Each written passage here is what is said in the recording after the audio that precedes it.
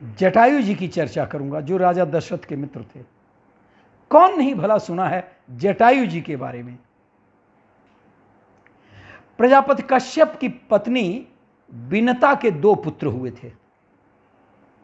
उन दोनों पुत्रों के नाम थे गरुण और अरुण। अरुण तो बन गए सूर्य के सारथी। संपाति और जटायु इन्हीं अरुण के पुत्र थे।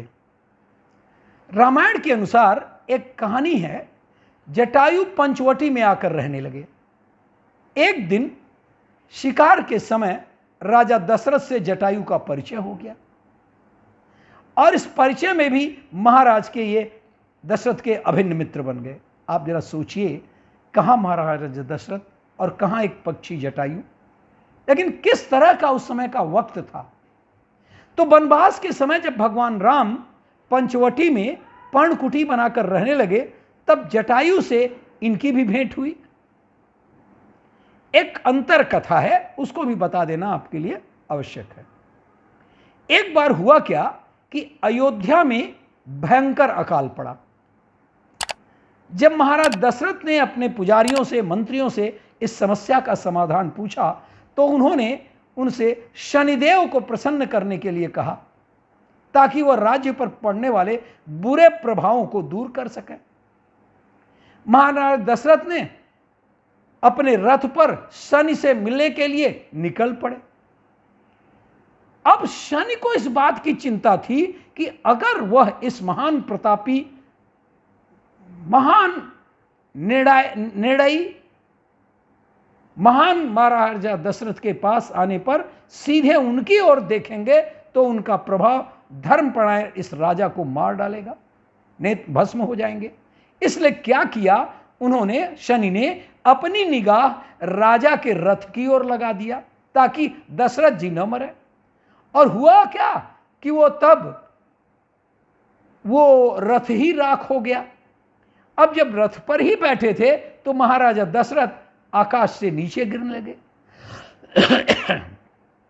सॉरी। जटायु जो आकाश से गुजर रहा था, उसने राजा को गिरते हुए देखा। रे उन्हें वह उड़ करके उन्हें पकड़ करके छुड़ा लिया।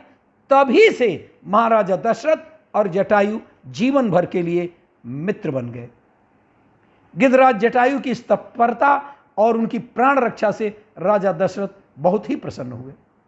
उन्होंने जटायु को कृतज्ञता के साथ बोला कि जिस प्रकार से आपने मेरे प्राणों की रक्षा की है और मेरा जीवन बचाकर मुझे मेरे होने वाले बच्चे का मुख देखने का सौभाग्य दिया है, मैं आपको यह सम्मान देता हूं कि मेरी प्रथम संतान आपको पिता का दर्जा देगी।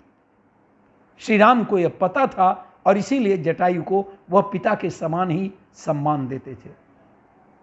जब श्री राम अपनी पत्नी सीता के कहने पर कपट मृग मारीच को मारने के लिए गए, और लक्ष्मण भी सीता के कटु वाक्य से प्रभावित होकर के श्री राम को खोजने के लिए निकल पड़े, तो दोनों भाइयों के चले जाने के बाद आश्रम को सूना देखकर लंका का राजा रावण ने सीता का हरण कर लिया और बलपूर्वक उन्हें रथ में बैठाकर आकाश मार्ग से लंका की ओर चल दिया।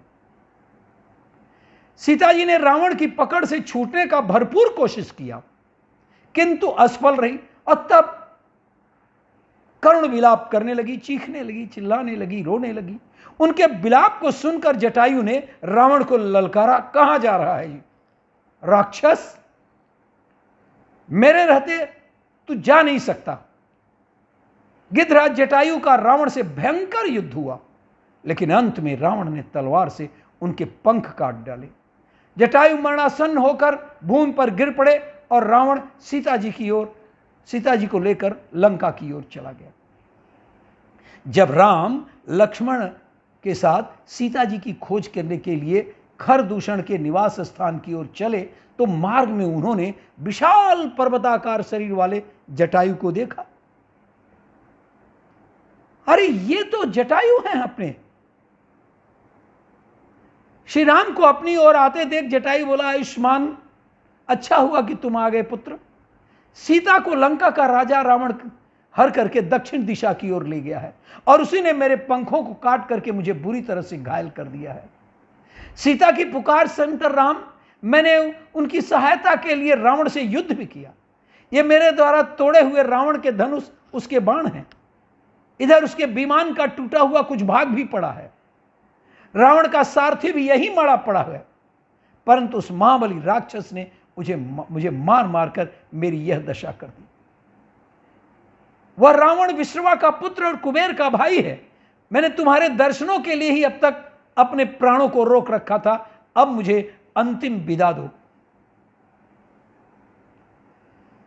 भगवान श्री राम के नेत्र भर आए।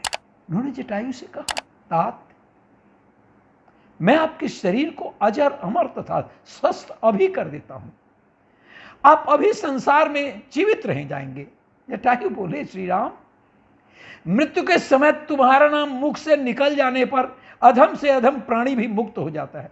आज तो साक्षात तुम हो, मेरे पुत्र के रूप में स्वयं मेरे पास हो। अब मेरे जीवित रहने का क्या तात्पर्य होगा, क्या लाभ होगा? भगवान श्री राम ने जटायु के शरीर को अपनी गोद में रख लिया। उन्होंने जटायु के शरीर की धूल को अपने जटाओं से साफ किया। जटायु ने उनके मुख कमल का दर्शन करते हुए उनकी गोद में अपना शरीर छोड़ दिया। जटायु के प्राणहीन रक्त रंजित शरीर को देखकर राम बहुत दुखी हुए और लक्ष्मण से बोले, भैया, मैं कितना अभागा हूं।